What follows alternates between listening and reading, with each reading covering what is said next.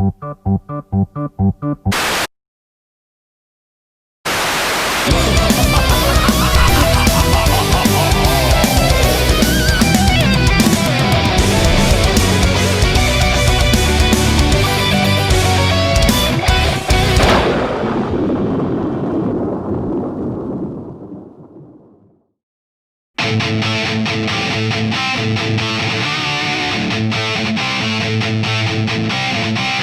right, I think we're finally ready to bring this back. Any questions? Any questions not related to why I have a mustache now? Cool. Let's talk about The Mummy.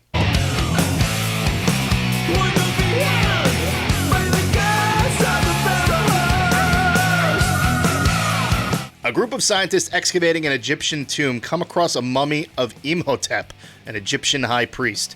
After accidentally reading from the Scroll of Thoth, the scientists awaken the mummy, who longs to reunite with his long-dead bride, Anaxenamon. By disguising himself as a human, he finds the tomb of Anaxenamon and has dug it up, intending to revive it with the help of a new body, a woman named Helen. Imhotep. Neptune Octoi. Eventually, he is defeated when the same scroll that gave him life was destroyed, causing him to fade into nothingness. This movie has aged pretty well when you consider all the other movies in the Universal Monsters catalog, despite a few obvious problems. Hello, blackface. But for the time, the movie was a huge success. It was popular, it made a ton of money, it was one of 9 movies featuring Boris Karloff that year. But the reason why the idea of a movie of a cursed mummy was probably enough to draw people into the theaters, especially in England, was because people used to be really obsessed with mummies. The phenomenon of people actually wanting to hold a piece of Egyptian history for themselves was so widespread it was actually called Egyptomania. European aristocrats routinely excavated graves looking for priceless artifacts and neat stuff to just put in their houses. Some rich people would even hold parties, mummy unwrapping parties, where they would open up the dead remains of ancient Egyptians at parties and just give away the entrails. Because as will be a running theme in this month, parties with the rich are insane. So that's why mummies themselves are a good fodder for fiction, especially fictional horror. But The Mummy itself is a great answer to the question, why are the Universal monsters as a whole still so great? It's been almost a full century since the first films in the series were released, and the characters involved are still just as recognizable as they've always been. When you think Dracula, one of the first things that comes to your mind is Bela Lugosi. When you think Frankenstein, you think this particular image. But when you think of The Mummy, the image that comes into your mind is probably not what's shown in this film. What you probably think of is just a hulking zombie covered in wrappings going, "Urgh." But that's not really what this mummy was. My love has lasted longer than the temples of our gods. No man ever suffered as I did for you. There is no shot of the mummy moving, acting, or talking like a brainless monster. The actual mummy in wraps and preservation is only on screen for a few short moments, and the rest of the time the mummy itself is in disguise as a human. Granted, it's not the best disguise, but it's something. If I could get my hands on you, I'd break your dried flesh to pieces. I'm not evil. What? Boris Karloff pulls off what I would actually argue is his best monstrous performance, because he has this great distinctive voice and this aggressive power that he has over his subjects without actually physically harming them. You have studied our ancient arts, and you know that you cannot harm me. You also know that you must return that scroll to me or die. Karloff is always seen as a dominant figure in cultural history because he always played Frankenstein, but a lot of that was just costuming and perspective. He really wasn't even more than 6 feet tall. But when it all comes down to it, it doesn't really matter how tall he is when you've got a creepy look like this. That right there is pretty disturbing. I can see why they used it so much. Yeah, by the way, I know that it looks like I keep going back to this one shot. I haven't actually repeated one frame of this. It's because they use this shot 4 times in the movie.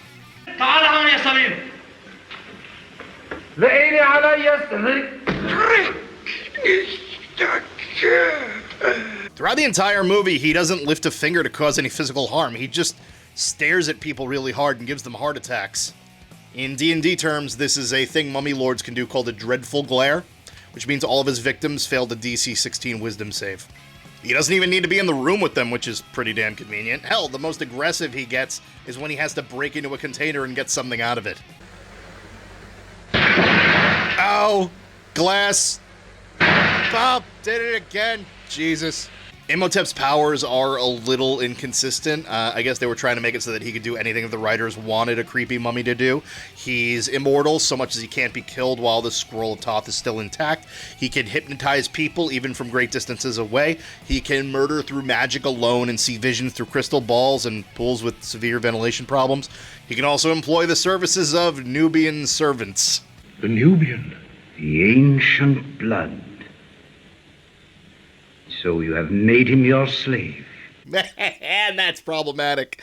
And that's not even bringing up the fact that Karloff is supposed to be Egyptian in this movie. And so is she. Is there a view like this in all the world, Helen? The real Egypt. When you watch this movie, you see that Helen, or Anaxenamon, is definitely the only other character in this film that they truly cared about. And for good reason. After all, the movie is about Imhotep trying to bring back his long-lost love. Why not put some effort into the woman who she's being reincarnated as? But I don't want to lose my own mind and be someone else. Someone I hate. Helen is a fun character to watch. She's got a great screen presence, a few great lines, especially when she's making fun of the other characters. You'll think me silly, but I sort of fell in love with her. Do you have to open graves to find girls to fall in love with? I love that line so much. And she's also got these great facial expressions, and she's got eyes you can get lost in for days. Is anything the matter?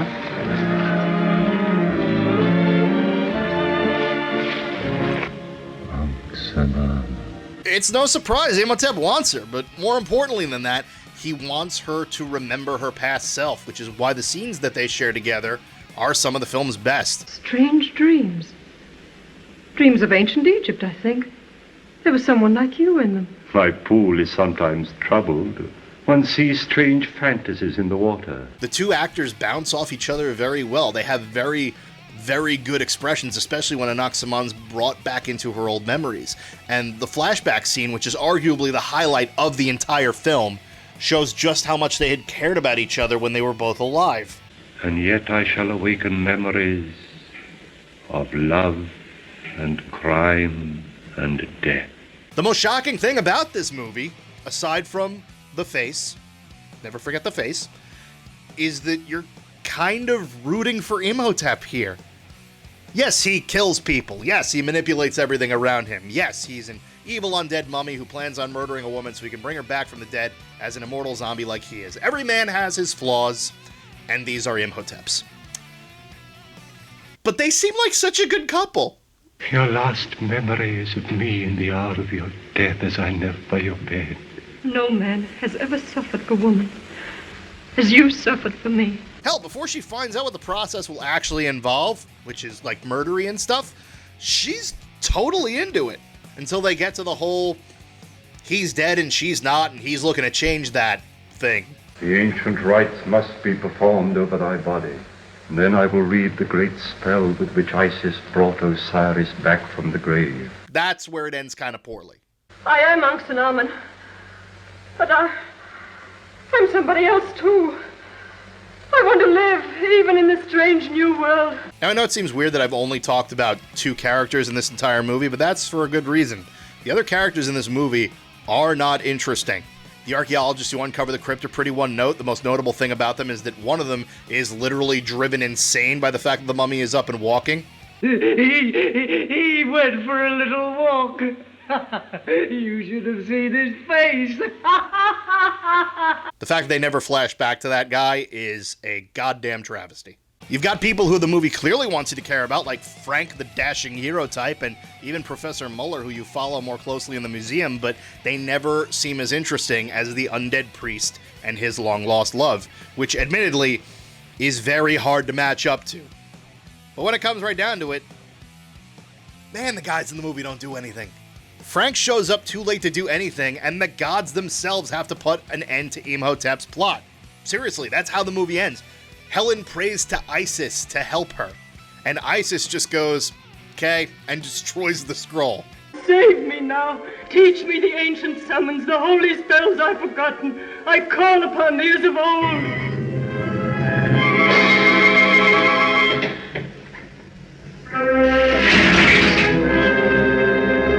Anaxenamon, you are a strong, independent woman who don't need no man. And Isis has your back. Then Odyssey, au revoir. We must see each other again. I shall be honored.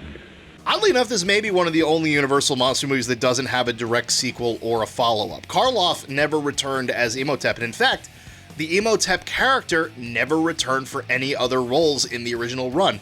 He was replaced by a mummy named Karis, who was played by Lon Chaney Jr., but it's worth mentioning that they don't really change anything about their backstories. It's literally the same character, just with a different coat of paint. So this film does kind of stand alone in the Universal monster pantheon. But there were reboots.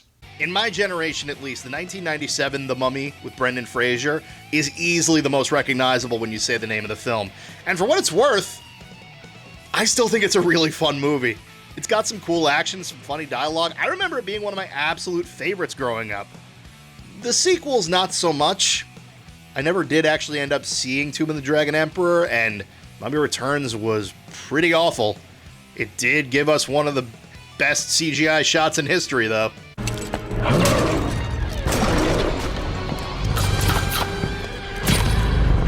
Now that is a scary image in a Mummy movie. And I don't really think I need to go into the crazy bomb that was the Mummy from the Dark Universe. Trying to make a connected Marvel universe out of movie monsters that people hadn't seen for decades was kind of stupid anyway, but I'm more mad at the fact that the best parts of this movie were where they ripped off an American Werewolf in London. And that's not even a Universal monster movie. Huh.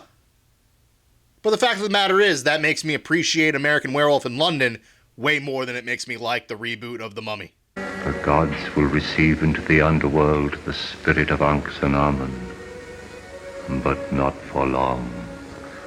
The Mummy is absolutely one of the best Universal monster movies. It's got impressive scenery, a fun supporting cast, a great story that ties it together, and a phenomenal villain. This is probably a lot different than a lot of people were expecting when they first saw the posters for The Mummy, because they imagined it was just going to be another monster movie. Instead, you got a really psychologically driven monster, a great backstory, and you got some really fun scares out of it. So, I say definitely check this out, because if you know anything about mummies as a horror icon, you really need to see the original to know why it holds up. I